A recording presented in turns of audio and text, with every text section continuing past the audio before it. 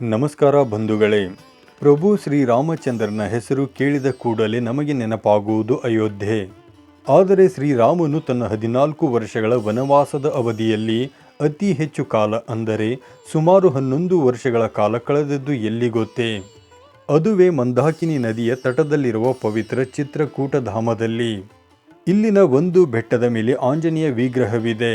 ವಿಚಿತ್ರವೆಂದರೆ ಆ ವಿಗ್ರಹದ ಮೇಲೆ ನಿಸರ್ಗದತ್ತವಾದ ನೀರಿನ ಧಾರೆ ನಿರಂತರವಾಗಿ ಬೀಳುತ್ತಿರುತ್ತದೆ. ಈ ನೀರು ಎಲ್ಲಿಂದ ಬರುತ್ತದೆ ಎಂಬುದು ಇಂದಿಗೂ ವಿಜ್ಞಾನಕ್ಕೆ ನಿಲುಕದ ರಹಸ್ಯ. ಲಂಕಾ ದಹನದ ನಂತರ ಹನುಮಂತನು ತನ್ನ ಬಾಲದ ಉರಿಯನ್ನು ಆರಿಸಿಕೊಂಡಿದ್ದೇ ಇಲ್ಲಿ ಎನ್ನಲಾಗುತ್ತದೆ. ಇಷ್ಟೇ ಅಲ್ಲ, ಗುಹೆಯೊಳಗೆ ಗುಪ್ತವಾಗಿ ಹರಿಯುವ ಗೋದಾವರಿ, ರಾಮನು ಸ್ವತಃ ಶಿವಲಿಂಗ ಪ್ರತಿಷ್ಠಾಪಿಸಿದ ರಾಮಘಾಟ್, ಹೀಗೆ ಚಿತ್ರಕೂಟದ ಪ್ರತಿ ಕಣದಲ್ಲೂ ರಾಮನ ಕುರುಹುಗಳಿವೆ. ಇಂದಿನ ಈ ವಿಶೇಷ ವಿಡಿಯೋದಲ್ಲಿ ನಾವು ಚಿತ್ರಕೂಟದ ಈ ಎಲ್ಲ ರಹಸ್ಯಗಳನ್ನು ಮತ್ತು ಹನುಮಾನಧಾರ ಎಂಬ ಸ್ಥಳದ ಮಹಿಮೆಯನ್ನು ಸವಿಸ್ತಾರವಾಗಿ ತಿಳಿಯೋಣ. ಬನ್ನಿ ನಮ್ಮ ಜೊತೆ ಈ ಪುಣ್ಯ ಯಾತ್ರೆಗೆ.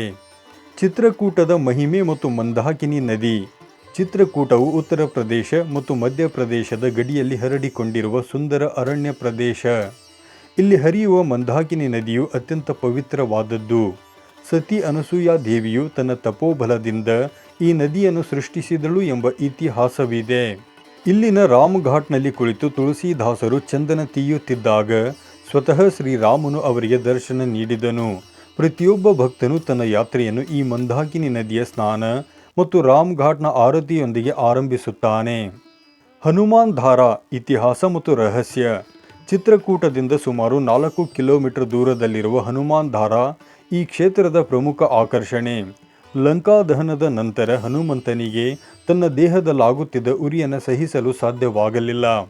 ಆಗ ಶ್ರೀರಾಮನು ಚಿತ್ರಕೂಟದ ಈ ಬೆಟ್ಟಕ್ಕೆ ಹೋಗಲು ಸೂಚಿಸಿದನು. ರಾಮನು ತನ್ನ ಬಾಣದಿಂದ ಬೆಟ್ಟವನ್ನು ಸೀಳಿ ನೀರಿನ ಧಾರೆಯನ್ನು ಸೃಷ್ಟಿಸಿದನು. ಆ ಅಮೃತದಂತಹ ತಂಪಾದ ನೀರು ಹನುಮನ ದೇಹದ ಮೇಲೆ ಬಿದ್ದು ಅವನ ತಾಪವನ್ನು ಶಮನ ಮಾಡಿತು. ಇಂದಿಗೂ ಆ ನೀರಿನ ಧಾರೆ ನಿರಂತರವಾಗಿ ಹರಿಯುತ್ತಲೇ ಇದೆ. ಬೆಟ್ಟದ ತುದಿಯಲ್ಲಿರುವ ಹನುಮನ ವಿಗ್ರಹದ ಎಡಭಾಗದಲ್ಲಿ 2 ಜಲಕುಂಡಗಳಿವೆ. ಇವು ಯಾವಾಗಲೂ ನೀರಿನಿಂದ ತುಂಬಿರುತ್ತವೆ. ಈ ಪವಿತ್ರ ಜಲವನ್ನು ಸೇವಿಸಿದರೆ ಭಕ್ತರ ಸಮಸ್ತ ಸಂಕಷ್ಟಗಳು ನಿವಾರಣೆಯಾಗುತ್ತವೆ ಎಂಬ ಬಲವಾದ ನಂಬಿಕೆ ಇಲ್ಲಿ ಇದೆ. ಸೀತಾಮಾತಾ ರಸೋಯಿ ಮತ್ತು ಜಾನಕಿ ಕುಂಡ. ಹನುಮಾನ್ ಧಾರದಿಂದ ಸುಮಾರು 50 ಮೆಟ್ಟಿಲುಗಳನ್ನು ಹತ್ತಿ ಹೋದರೆ ನಮಗೆ ಸಿಗುವುದು ಸೀತಾ ರಸೋಯಿ.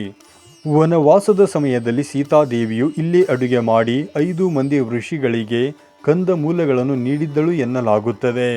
ಇಲ್ಲಿಂದ ಇಡೀ ಚಿತ್ರಕೂಟದ ಭವ್ಯ ದೃಶ್ಯ ನಮಗೆ ಕಾಣಿಸುತ್ತದೆ. ಮಂದಾಕಿನಿ ನದಿಯ ತಟದಲ್ಲಿರುವ ಜಾನಕಿ ಕುಂಡ ಸೀತಾದೇವಿಯು ಸ್ನಾನ ಮಾಡುತ್ತಿದ್ದ ಪವಿತ್ರ ತಾಣ. ಇಲ್ಲಿ ಇಂದಿಗೂ ಸೀತೆಯ ಪಾದದ ಗುರುತುಗಳನ್ನು ನಾವು ಕಾಣಬಹುದು. ಕಮದಗಿರಿ ಪರ್ವತ ಮತ್ತು ಭರತ ಮಿಲಾಪ್. ಚಿತ್ರಕೂಟದ ಯಾತ್ರೆಯು ಕಮದಗಿರಿ ಪರ್ವತದ ಪ್ರದಕ್ಷಿಣೆ ಇಲ್ಲದೆ ಪೂರ್ಣವಾಗುವುದಿಲ್ಲ. ಶ್ರೀರಾಮನು ವನವಾಸದ ಸಮಯದಲ್ಲಿ ಇಲ್ಲೇ ವಾಸವಾಗಿದ್ದನು. ಇಲ್ಲಿ 5 ಕಿಲೋಮೀಟರ್ಗಳ ಪ್ರದಕ್ಷಿಣಾ ಮಾರ್ಗವಿದ್ದು ಹಾದಿಯಲ್ಲಿ ನೀವು ಭರತ ಮಿಲಾಪ್ ಮಂದಿರವನ್ನು ಕಾಣಬಹುದು. ಅಯೋಧ್ಯೆಯಿಂದ ರಾಮನನ್ನು ಕರೆದೊಯ್ಯಲು ಬಂದ ಭರತನು ರಾಮನನ್ನು ಇಲ್ಲಿಯೇ ಭೇಟಿಯಾದನು. ಅಣ್ಣ ತಮ್ಮಂದಿರ ಆ ಸುಂದರ ಭೇಟಿಯ ಕುರುಹು ಆಗಿ ಇಲ್ಲಿ ಇಂದಿಗೂ ರಾಮ ಮತ್ತು ಭರತನ ಪಾದದ ಗುರುತುಗಳು ಶಿಲೆಯ ಮೇಲೆ ಮೂಡಿವೆ. ಗುಪ್ತ ಗೋದಾವರಿಯ ಅದ್ಭುತ ಲೋಕ. ಚಿತ್ರಕೂಟದಿಂದ 18 ಕಿಲೋಮೀಟರ್ ದೂರದಲ್ಲಿರುವ ಗುಪ್ತ ಗೋದಾವರಿ ಗುಹೆಗಳು ಪ್ರಕೃತಿಯ ವಿಸ್ಮಯ. ಬೆಟ್ಟದೊಳಗಿನ ಗುಹೆಯೊಳಗೆ ಹರಿಯುವ ಈ ನೀರಿನ ಧಾರೆ ರಾಮನನ್ನು ಭೇಟಿಯಾಗಲು ನಾಸಿಕ್ನಿಂದ ಗುಪ್ತವಾಗಿ ಬಂದ ಗೋದಾವರಿ ನದಿ ಎಂದು ನಂಬಲಾಗುತ್ತದೆ. ಮಳೆಗಾಲದಲ್ಲಿ ಈ ಗುಹೆಗಳ ದರ್ಶನ ಸ್ವಲ್ಪ ಕಷ್ಟವಾದರೂ ಅಲ್ಲಿನ ನೀರಿನ ನಡುವೆ ನಡೆಯುವ ಅನುಭವವೇ ರೋಮಾಂಚನಕಾರಿ. ಸ್ಫಟಿಕ ಶಿಲೆ ಮತ್ತು ಸತಿ ಅನಸೂಯ ಆಶ್ರಮ. ಮಂದಾಕಿನಿ ನದಿಯ ಹತ್ತಿರವಿರುವ ಸ್ಫಟಿಕ ಶಿಲೆಯ ಮೇಲೆ ಕುಳಿತು ರಾಮನು ಸೀತೆಯನ್ನು ಹೂವುಗಳಿಂದ ಅಲಂಕರಿಸುತ್ತಿದ್ದನು. ಇನ್ನು ಚಿತ್ರಕೂಟದಿಂದ 16 ಕಿಲೋಮೀಟರ್ ದೂರದಲ್ಲಿರುವ ಸತಿ ಅನಸೂಯ ಆಶ್ರಮವು ದಟ್ಟ ಅರಣ್ಯದ ನಡುವೆ ಇದೆ. ಇದೇ ಸ್ಥಳದಲ್ಲಿ ಅನಸೂಯ ದೇವಿಯು ಸೀತೆಗೆ ಪತಿವ್ರತಾ ಧರ್ಮದ ಬೋಧನೆ ಮಾಡಿದ್ದಳು. ಇನ್ನು ಹನುಮಾನ್ ಧಾರಕ್ಕೆ ತಲುಪಲು ಸುಮಾರು 600 ಮೆಟ್ಟಿಲುಗಳನ್ನು ಹತ್ತಬೇಕು ಅಥವಾ ರೋಪ್ವೇ ವ್ಯವಸ್ಥೆಯನ್ನು ಬಳಸಬಹುದು.